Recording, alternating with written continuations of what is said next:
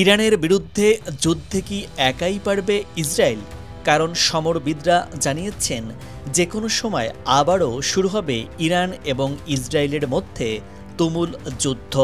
কিন্তু এবারের যুদ্ধের সমীকরণ ঠিক কেমন হবে তা নিয়ে চলছে চুল ছেঁড়া বিশ্লেষণ। এদিকে মিসাইল হামলার সক্ষমতা বৃদ্ধির ঘোষণা দিয়েছে তেহরান।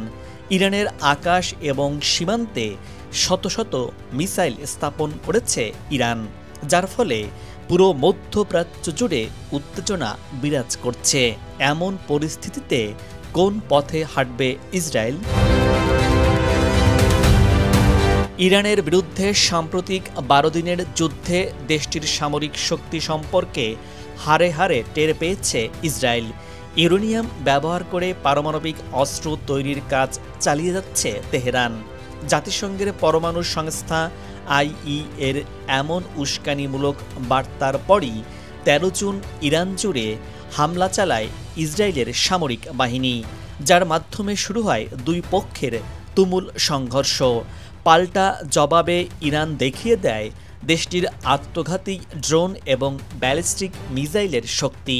শত শত ড্রোন আর ব্যালিস্টিক ক্ষেপণাস্ত্র দিয়ে ইসরায়েলের প্রধানমন্ত্রী বেনিয়ামিন নেতানিয়াহুর আস্তানা লক্ষ্য করে হামলা চালায় ইরানের সর্বোচ্চ প্রতিরক্ষা বাহিনী IRGC। ইরানকে যখন কোনোভাবেই আটকাতে পারছিল না নেতানিয়াহু, ঠিক সেই মুহূর্তে ইসরায়েলকে সাহায্য করতে এগিয়ে আসে যুক্তরাষ্ট্র। 22 জুন ইরানের 3টি পারমাণবিক কেন্দ্রে বাংকার ব্লাস্টার বোমা দিয়ে হামলা চালায় মার্কিন কেন্দ্রীয় কমান্ড, যার মাধ্যমে নতুনভাবে মোড় নেয় ইরান এবং ইসরায়েলের সেই যুদ্ধ। তবে মার্কিন প্রেসিডেন্ট ডোনাল্ড ট্রাম্পের মধ্যস্থতায় যুদ্ধের অবসান হলেও তার রেশ এখনও রয়ে গেছে। ইরান যে পূর্বের অভিজ্ঞতা থেকে শিক্ষা নিয়েছে সেই দিকটি তুলে ধরে সম্প্রতি ইসরায়েলের সাবেক গোয়েন্দা কর্মকর্তা ড্যানিশ সিট্রিনোভিচ জানিয়েছেন, ইরান এবার প্রথমেই হামলা চালাবে ইসরায়েলে।